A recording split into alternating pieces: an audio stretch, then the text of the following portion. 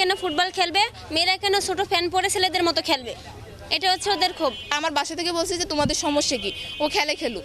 তারপরও ওরা আমার এরকম আমারে মারছে, আমার ফ্রেন্ডে মারছে, আমার ফ্রেন্ড এখনো হসপিটালে ভর্তি। রক্ত পরে ভেসে গেছে, সেখানে আমাদের আটকে বন্দি করে থুয়ে দিয়েছিল, 2 ঘন্টা ধরে আটকে রাখছিল। খুলনার বটিয়াঘাটায় নারী ফুটবলারদের প্র্যাকটিস করার ছবি তুলে বাজে মন্তব্য করে ছড়িয়ে দিত কয়েকজন গ্রামবাসী। এর প্রতিবাদ করায় মারধরের শিকার হয়েছেন বিভাগীয় পর্যায়ের এক নারী ফুটবলার। এছাড়াও হাফ প্যান্ট পরে খেলার অভিযোগে হেনস্থার শিকার হয়েছেন আরও কয়েকজন। এই ঘটনায় পুলিশ নির্বিকার থাকায় উদ্বিগ্ন খেলোয়াড় ও তাদের স্বজনরা। বিস্তারিত রকিবউদ্দিন পান্নুর প্রতিবেদনে। এমন নিবিড় মনোযোগে খুলনার বুটিয়াঘাটা তেঁতুলতলা গ্রামের মাঠে ফুটবল চর্চা করে বিভিন্ন জায়গা থেকে আসা মেয়েরা। মেয়েদের প্র্যাকটিসের ছবি আত্মীয় স্বজনের কাছে ছড়িয়ে দেওয়া ও বাজে মন্তব্যের প্রতিবাদ করায় মারধরের শিকার হয়েছেন বিভাগীয় পর্যায়ে ভালো খেলোয়াড় হিসেবে পরিচিত মঙ্গলী বাগচি। তাকে ভর্তি করা হয়েছে বটিয়াঘাটা উপজেলা স্বাস্থ্য কমপ্লেক্সে। নুপুরের মা আমার পাশে নিয়ে যায়, আবার মারছে।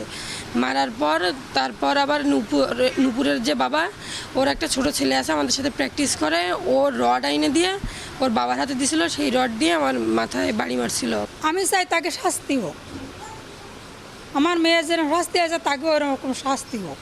এছাড়াও হামলার শিকার হয়েছেন সাদিয়া, হাজেরা, জুই মণ্ডল সহ আরও কয়েকজন মেয়ে খেলোয়াড়।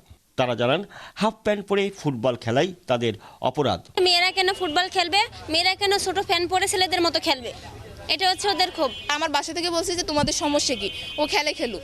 তারপরও ওরা আমার এরকম আমারে মারছে, আমার ফ্রেন্ডে মারছে, আমার ফ্রেন্ড এখনো হসপিটালে ভর্তি। রক্ত পরে ভেসে গেছে, সেখানে আমাদের আটকে বন্দি করে থুয়ে দিয়েছিল, 2 ঘন্টা ধরে আটকে রাখছিল। এই ঘটনার নিন্দা জানিয়েছেন স্থানীয় জনপ্রতিনিধি সহ ক্রীড়া সংগঠকরা। আমাদের কিছু মেয়েরা যখন তৈরি হচ্ছে, তখন এই ধরনের একটা ঘটনা, এই ধরনের মারপিট, তাই এতে অন্য মেয়েরা সাহস পাবে না। সাম্প্রদায়িক কিছু মানে ব্যক্তিরা আছে, কিংবা কিছু মানে কুচক্রী মহল আছে, তারা এই মেয়েদেরকে খেলাধুলা করতে দিতে চায় না। আইনের সর্বোচ্চ যে বিধিবিধান আছে তার মধ্যে থেকে যেটা করা যায়, সেটা বলছে সেটা সর্বোচ্চ করতে হবে। উপজেলার নির্বাহী কর্মকর্তা বলছেন ক্রীড়াঙ্গনের উপর এই আঘাত প্রশাসন সহ্য করবে না।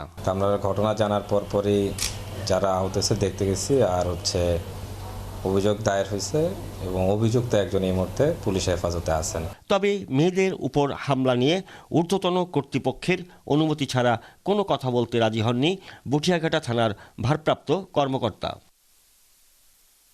রকিবউদ্দিন পান্নু, ৭১, খুলনা।